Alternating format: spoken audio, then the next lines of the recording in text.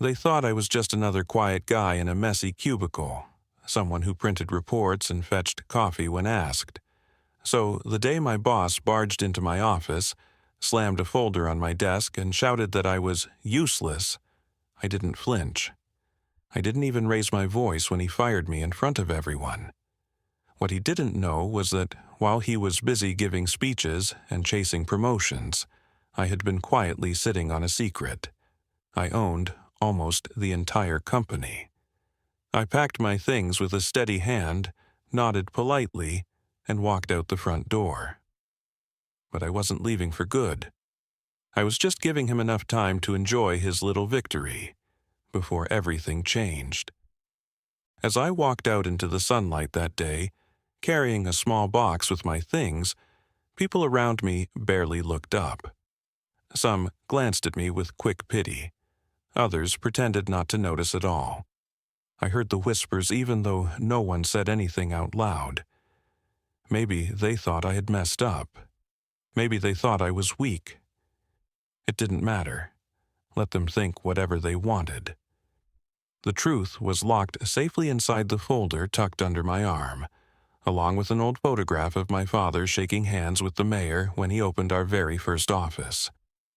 I stood outside for a moment, feeling the fresh air on my face.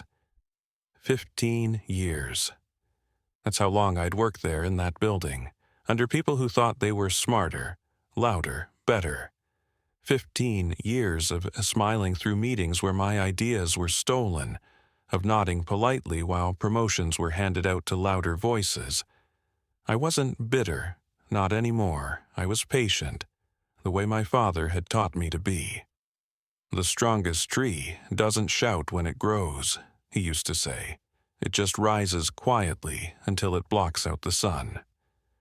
I pulled out my phone and sent a single text to Mr. Franklin, my family's old lawyer. Me, it's time. His reply came back almost immediately. Mr. Franklin, understood. The paperwork is ready. Shareholders can meet in 5 days. I slipped the phone back into my pocket and smiled for the first time that day. They thought they had erased me. All they had done was set me free. 2 weeks earlier, everything had changed. I had been sitting in a small leather chair in Mr. Franklin's office, a place that smelled like old books and fresh coffee. He had slid a thick envelope across the desk, his wrinkled hands shaking just a little as he spoke. "Your father wanted you to have this," he said softly. "On your 30th birthday, he trusted you to know when the right time would come." At first, I thought it was a letter, maybe a final message, some kind of advice. But when I opened it later that night, sitting alone at my tiny kitchen table with the city lights flickering outside, it wasn't just a letter. It was power, real power. Inside was a legal document, thick and heavy with golden seals and official stamps. It said, in plain words, that my father had never sold his shares in the company when he stepped down. Instead, he had placed them all, 90% of the company, into a private trust under my name, set to activate on my 30th birthday. No one else knew, not the board, not the executives, not even the family friends who smiled at me at company parties. I remember sitting there for a long time, rereading the paper until the words blurred. I wasn't just an employee anymore. I was the owner, not partly, almost entirely. And now, as I stood outside the building with nothing but a box of my things and that secret burning in my chest, I realized how perfectly everything had fallen into place.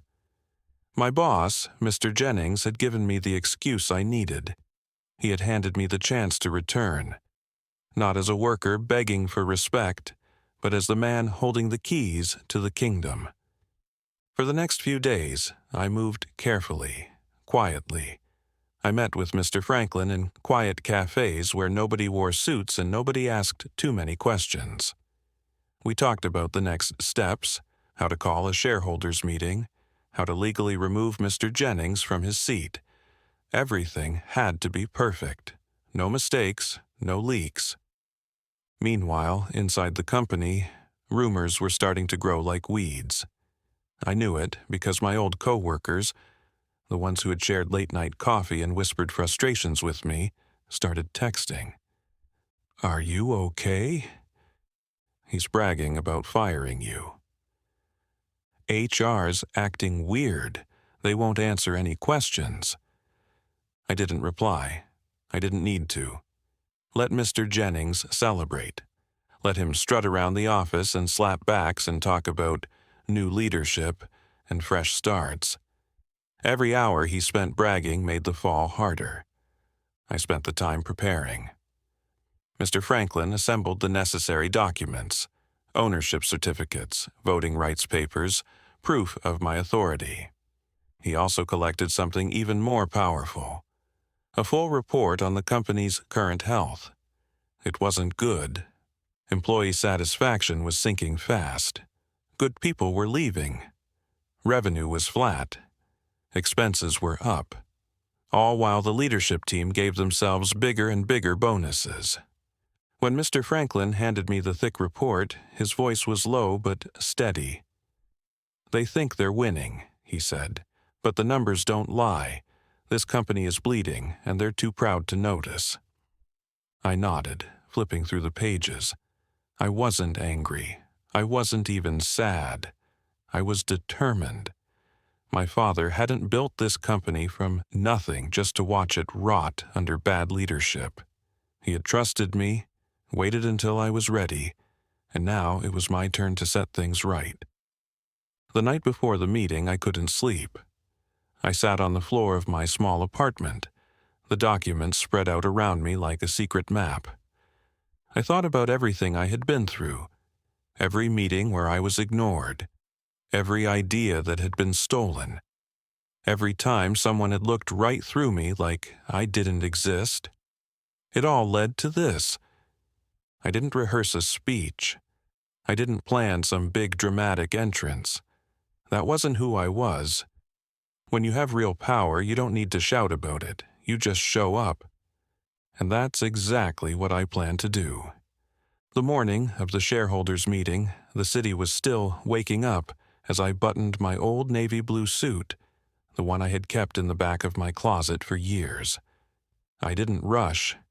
I didn't blast music or practice speeches in the mirror. I just moved slowly, carefully, like a man walking toward something he had waited his whole life for. When I stepped outside, the air smelled like fresh rain. Everything felt clean, like the world had been scrubbed overnight just for this day. I didn't bring much with me, just a slim black folder tucked neatly under my arm, holding every piece of proof I needed: ownership papers, voting rights, financial reports, the truth, heavy and certain as a stone.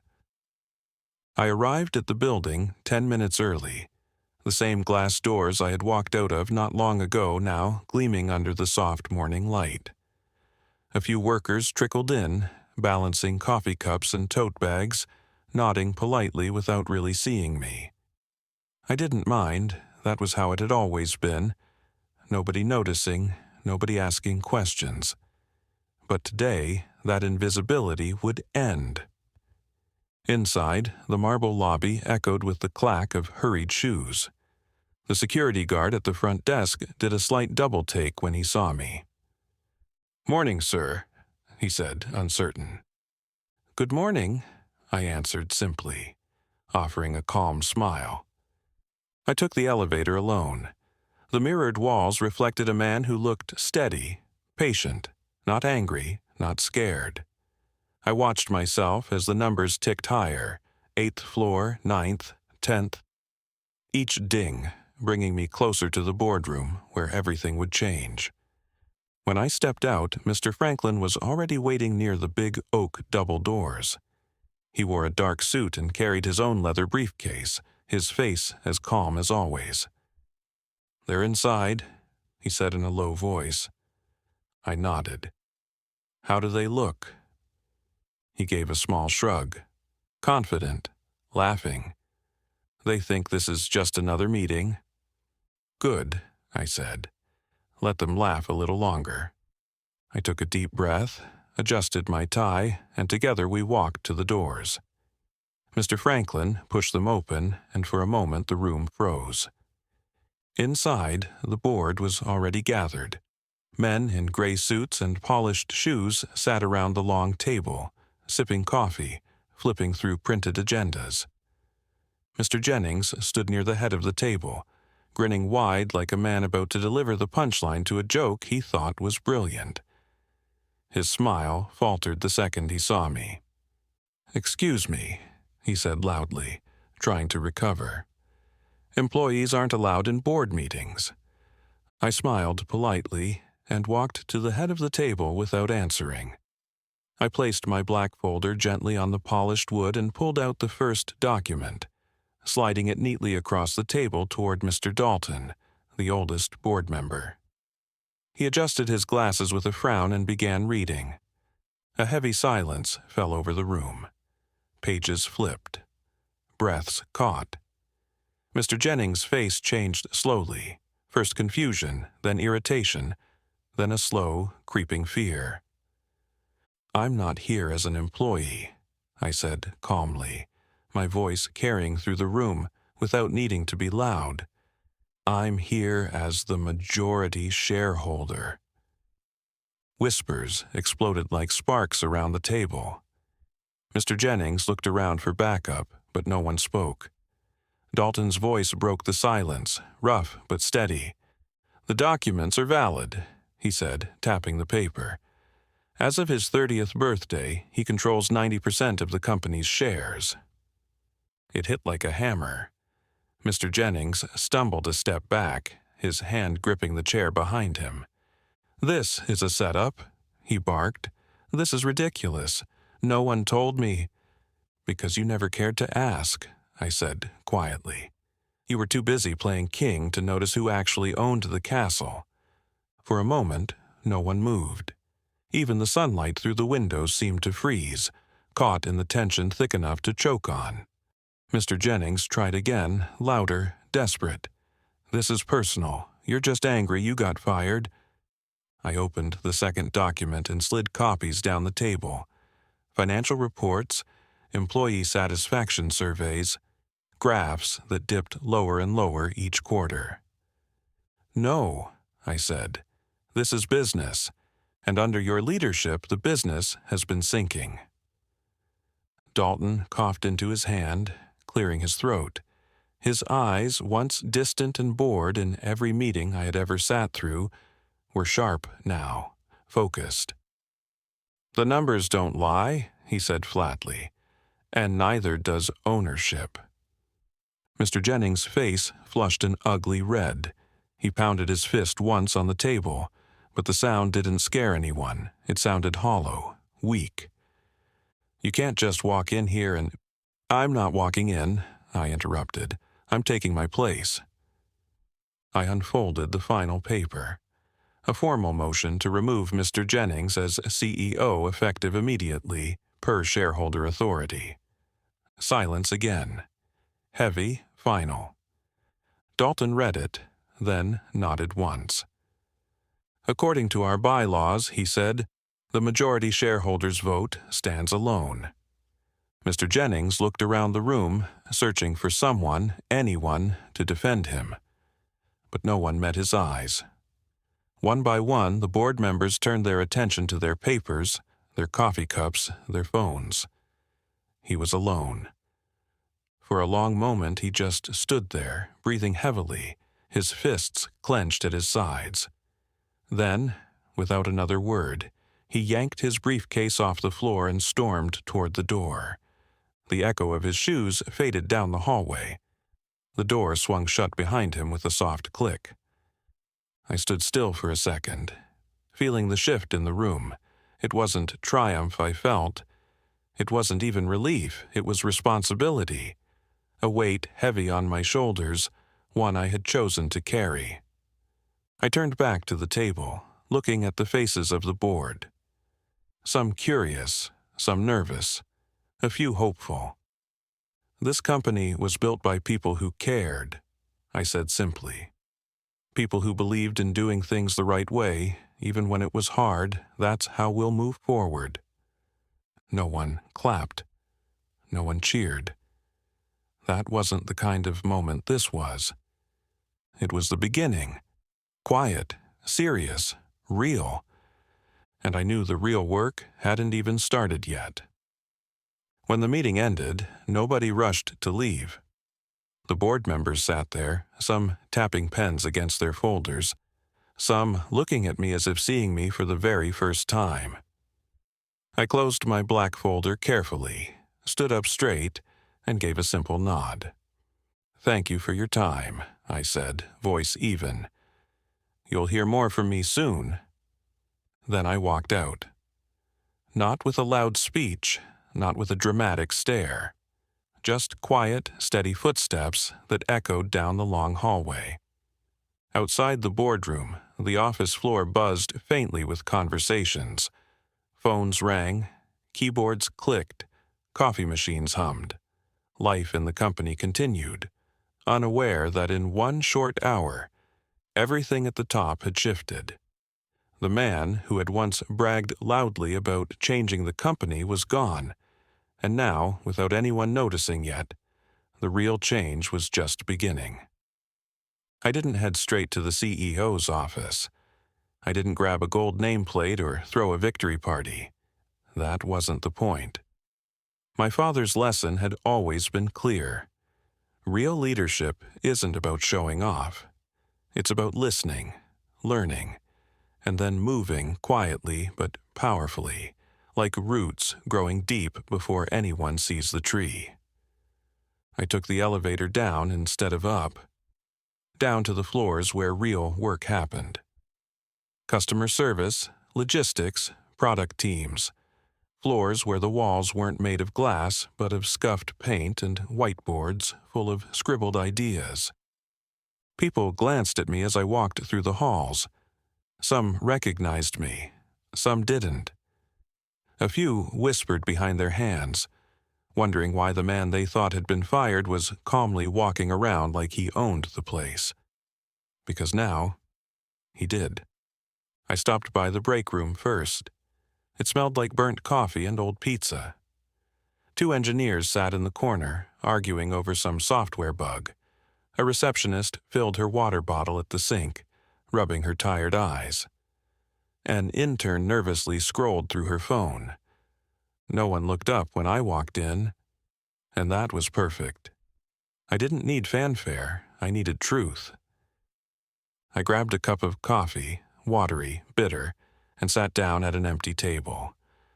For a few minutes, I just listened. No official announcement, no big speech. Just me, sitting there, hearing the pulse of the company the way my father used to, not from numbers on a spreadsheet, but from the sounds of tired voices and busy hands. After a while, someone finally noticed me. A middle-aged man with a badge that said, "Carl, Facilities."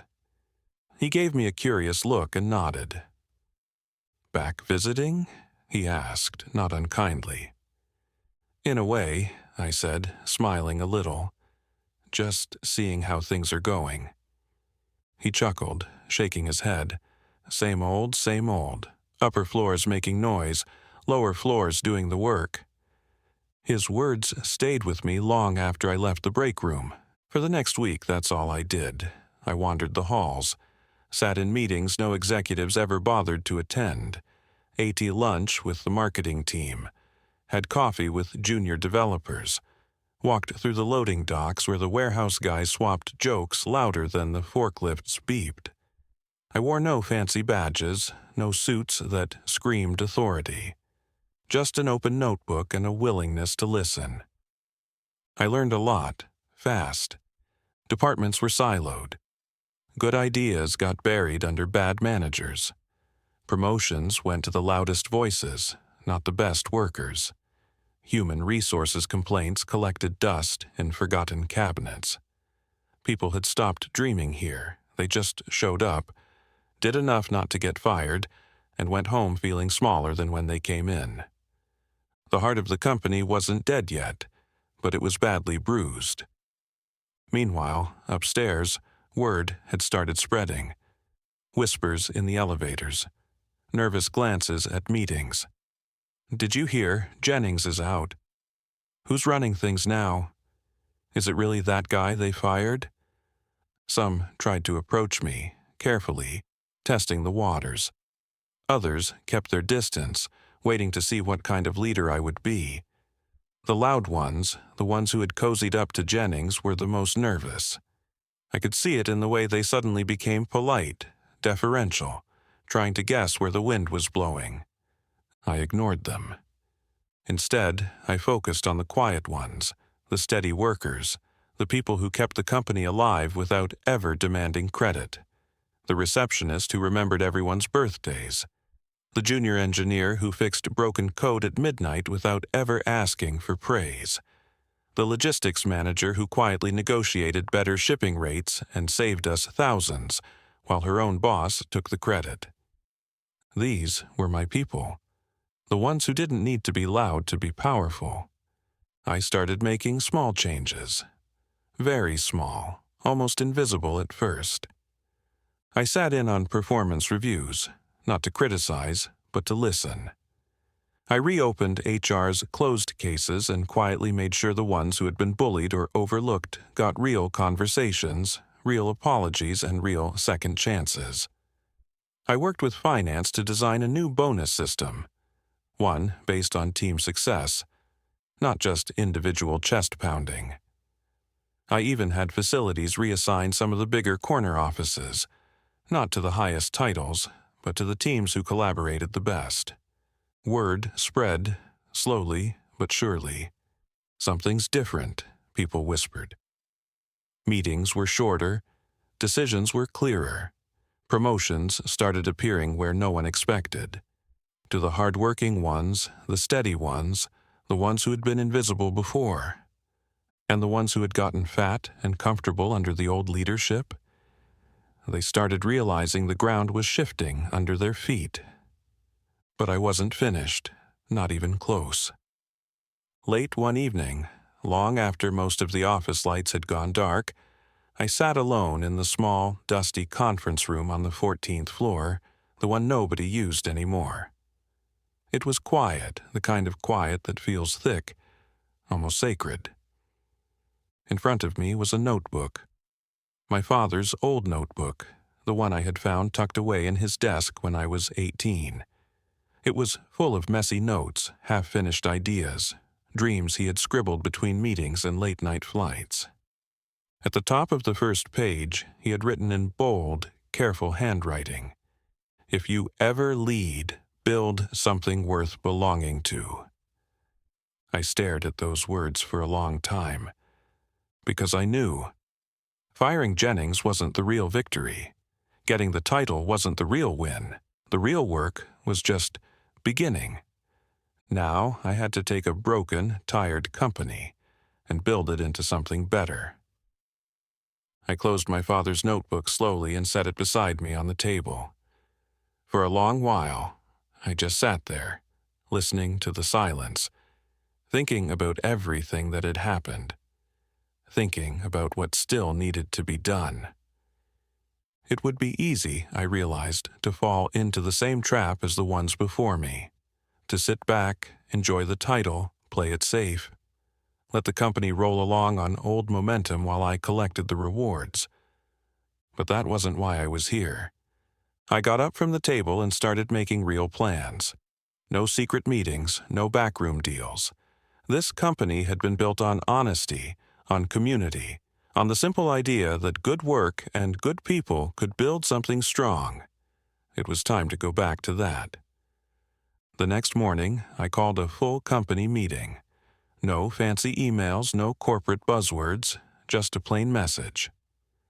Everyone, cafeteria at 10 a.m. important. People came slowly at first, curious, cautious.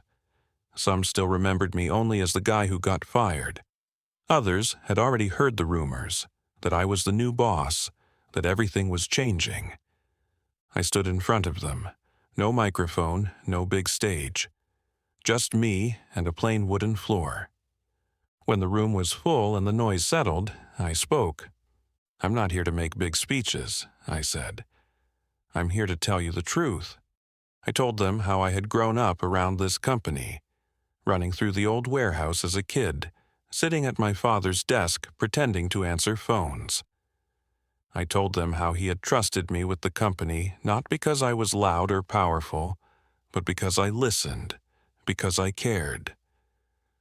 And then I told them what was coming next. "We're going to rebuild this place," I said simply. "Not with bigger bonuses or fancier offices. Not by stepping on each other to climb higher. We're going to rebuild it by making sure the people who actually do the work are the ones who get heard, get promoted, and get the respect they deserve." I looked around the room. Some faces were guarded, some were skeptical, but some were hopeful. "We're cleaning house," I continued. "Dead weight is gone, bullies are gone. If you're here to actually build something, to actually work, to actually believe in what we're doing, then you're exactly who we need. If not," I shrugged, "no hard feelings, but it's time to go." A long silence followed, heavy, waiting. Then, from the back of the room, someone started clapping.